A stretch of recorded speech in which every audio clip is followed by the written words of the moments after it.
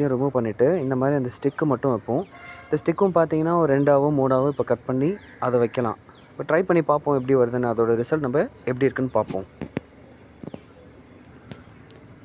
So இப்போ பார்த்தீங்கன்னா ஒரு 6 குட்டி குட்டியாக வந்து 6 சின்ன சின்ன கிளைகளாக கட் பண்ணியிருக்கேன்.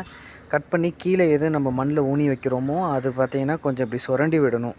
அந்த இன்னர்ஸ் அந்த தண்டு வந்து உள்ளே இருக்க தண்டு தெரிகிற மாதிரி நல்லாவே இது பாருங்கள், ஏதோ ஒரு பக்கம் வந்து சுரண்டி விடணும். எல்லாமே ஓரளவு இது மாதிரி சுரண்டி விட்டுருக்கேன். ஏன்னா அதுதான் அதுலேருந்து தான் வேர் வந்து வெளியில் வரும். ஸோ இப்படி நம்ம வைக்கிறதுனால சீக்கிரம் வந்து வளரும்.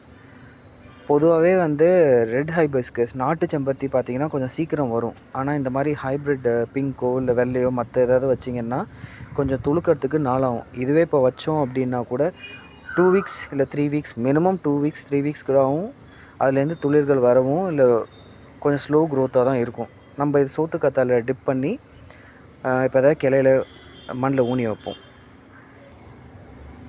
ஸோ இந்த மாதிரி பிரான்ச்சஸ்லாம் வந்துட்டு நம்ம இப்போ சோத்துக்கத்தாழை எடுத்து வச்சுருக்கேன். லேசாக அதில் டிப் பண்ணிவிட்டு நம்ம அதில் நட்டு வைக்க வேண்டியதான். இது மாதிரி எடுத்து வச்சுக்க வேண்டியதான். இந்த 6 கிளையும் என்னென்ன எடுத்து வச்சுருக்கணும் இப்படி டிப் பண்ணிவிட்டு